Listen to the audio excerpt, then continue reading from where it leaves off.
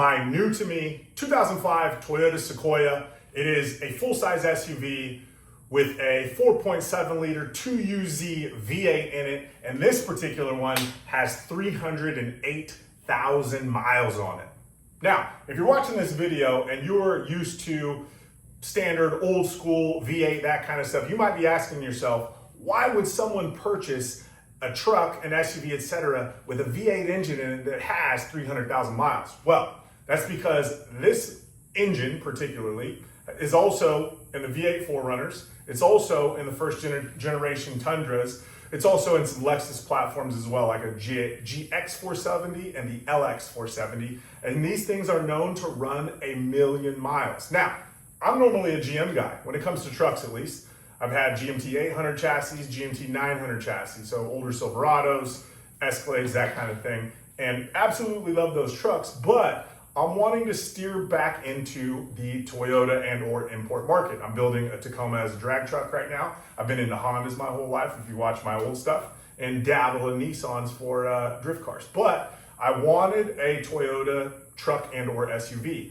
And in my opinion, this Sequoia is currently, the first generation specifically, is currently the most underrated vehicle on the market. If you have been looking for Toyota trucks in general, whether it's 4Runners, Tacomas, and Tundras, you've seen the prices on those going up through the roof. There is a reason for that. Not only are they extremely sought after because of their reliability, but people are turning them into overlanding vehicles and doing all kinds of stuff like that. For me, I just want a vehicle that I can tow my race cars with, that I know is super reliable, and that I can fix absolutely anything that goes wrong on it. And this thing is crazy simple to work on. Now, I just picked it up last night. I've not even cleaned it up. I'm gonna give you guys an overview, some of the things that are wrong with it, some of the things that I'm gonna fix instantly. And if you're in the market for an SUV, a tow rig, an overlanding vehicle, whatever it is, these first generation Sequoias just might be something for you to look into.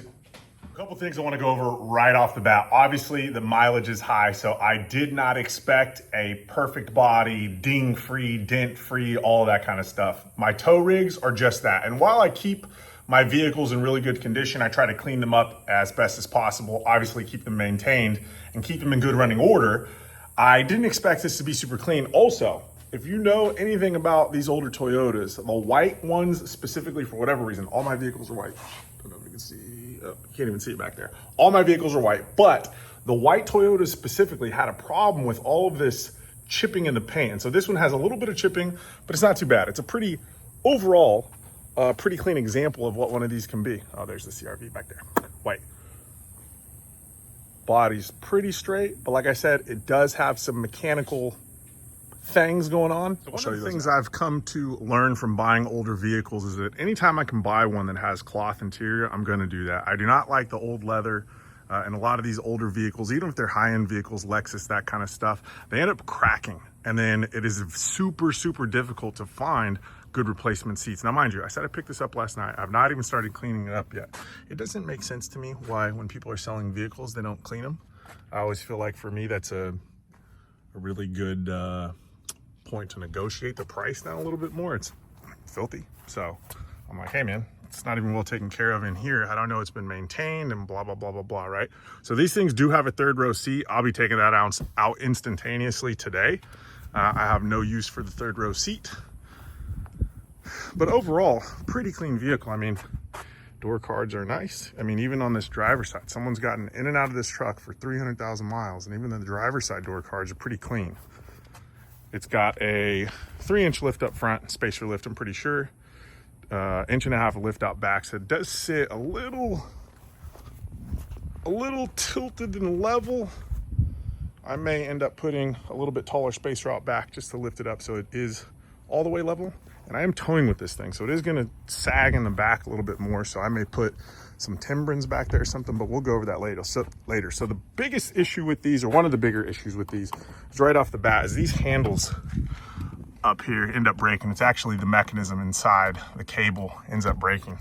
And so people put these little things on there to open the hatches. Let's see if I can get this. There we go. To open the hatches. But look, even the shocks are still good on that. As you can see, someone's been back here trying to mess with that handle already. That is one of the things that I'm going to fix and get squared away, because I do want this hatch to open by itself. You can see that's the standard fix on a lot of these. This has a 2UZ FE 4.7 liter V8. And if you know anything about these motors, the biggest negative, if you will, is right here. It's got a timing belt, not a timing chain, and they need to be changed every 90 to 100,000 miles if you don't want to worry about them, all right? Obviously, the lower ball joint's another issue, but we're just talking about the motor right now. And so that was the first question I asked. So I came in here, I started looking for a little ASIN tag or anything like that. Didn't see one, so I would assume that this thing's got an old timing belt on it, but we're gonna have a look. I'm gonna pop these off. Pop this cover off, this cover right there. I'm gonna have a look at this timing belt, make sure. But what I'm gonna assume is that this timing belt has probably not been changed in a while. I would imagine that a lot of people get rid of these trucks because they don't want to do the maintenance. If you're not doing this job yourself, it's probably $1,500 to $2,500 depending on where you are in the country and what kind of shop you're using. If you use a dealer, probably more. But you can buy an ASIN kit that's everything included, OEM stuff, water pump, timing belt, all of those kind of things. And I want to say they're about $450 to $500 delivered. And yes, it's a in-depth job, but I have the mechanical knowledge to do it myself, so I'm not really tripping on that. It'll just be a day-long job and get it squared away. Big issues on these trucks is frame rust. And if you look at this frame, it looks like it came from the factory. Like, obviously it's dirty, right? But it's a 300,000 mile truck. There is no rust on this frame anywhere. Like, even the hangers on the stock exhaust aren't even rusted. So yes, we're in Florida, but nonetheless, these trucks get taken down to the ocean and do all kinds of stuff. Like, look at this. Normally back here, because all of the stuff from the roads getting kicked up, all of this stuff starts to rust out. There is no rust anywhere on this thing. So to be real with you guys, that was a big deciding factor on this vehicle being so high mileage, but also being a reason that I wanted to buy it. If it had been super rusty, the frame had been super rusty, it probably would have been a no for me, dog. Something I forgot to mention, I paid $3,250 for this truck, clean title, FT off-road, I think 16 by 8.5 wheels on 285, 75, what are these, Thunder track grips? I don't know. A little bit, I think 285, 75 is a little bit bigger than 33 and a half, something like that. Someone correct me. Put it in the comments, whatever size that is. I'll look it up in a minute. But either way, between the lift wheels, tires, and the cleanliness of the body and zero frame rust, in my opinion, based on how this market is right now, it is August 2025. I don't know that you'd be able to find one of these for a better price. When I buy a vehicle, the very first thing I do with that vehicle is I take it to the car wash and give it a bath. I did that last night. Probably gonna end up, using a rubbing compound and some wax on this thing as well, just to make this paint pop a little bit better. But right now, we're gonna clean this interior. It's one of my favorite parts. Pull the seats out, pull those rear seats out that I'm not gonna use, that third row, see how much room is really back there. And I'm excited to see how this thing looks all cleaned up. 0, 1, 2, 3. Let's get started.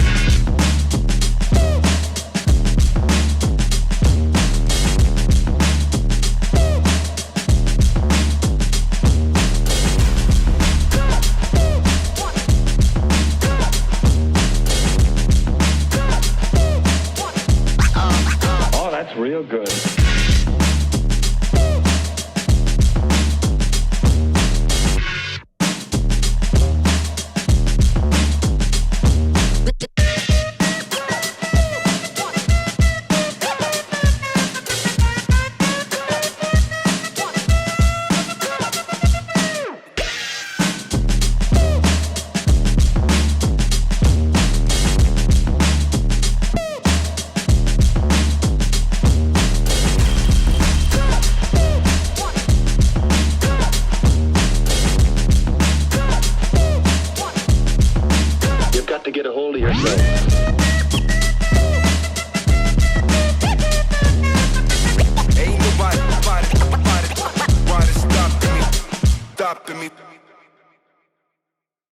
we made some really good progress. Now, I'm gonna leave this third row out completely so that I have more cargo space. There's tons of space back here.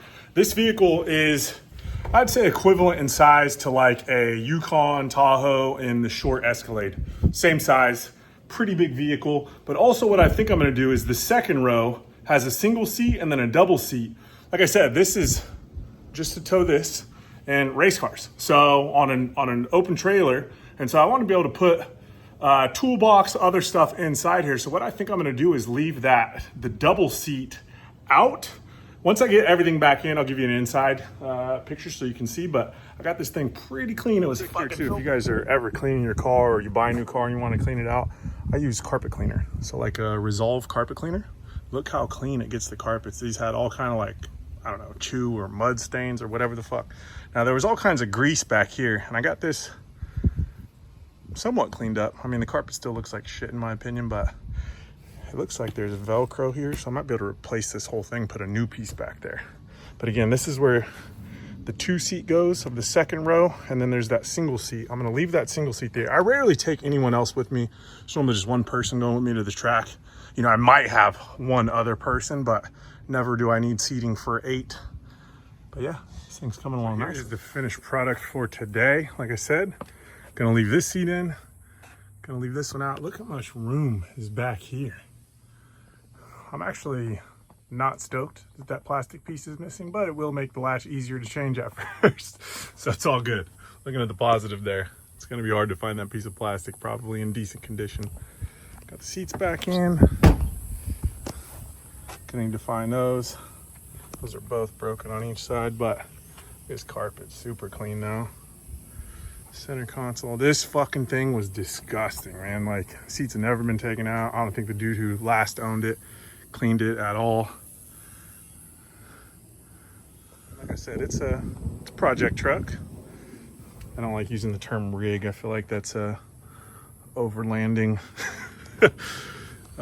term. I don't know, I was in the military for a long time, so when people are like, oh yeah, I'm building an overlanding rig, no judgment. I mean, it is what it is. I don't care what anyone chooses to do with their shit, but like dudes that try to talk to me about survival and like all this kind of shit, I'm like, just nod my head and smile.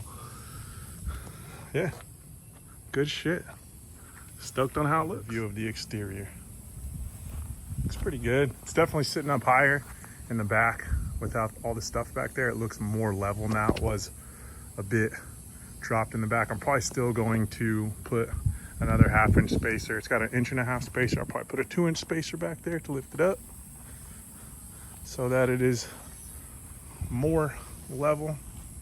I like the way it sits though. I'm not a fan of trucks that are raked down in the front. Obviously, you know, the squatted truck thing is not my jam either, but I do like it to be just slightly nose up. Yeah, I think this thing looks great. Well, like I said, that was the introduction to the tree, the Sequoia. I'm looking forward to playing with this thing, making some improvements to it. Now that it's nice and clean, I'm actually getting ready to go pick up a hitch because this one has a tow package, but it doesn't have a hitch. So I'm gonna go pull one off of one that's being parted out here locally. If you got any tips, tricks, what's the other word I'm looking for here? Tips, tricks, suggestions, leave them in the comments. Hit me with a subscribe, man. I'm trying to get to 1,000 subscribers here. I have on YouTube for a while. Let me know what you think about this thing. I'm officially a Toyota Florida man. Later.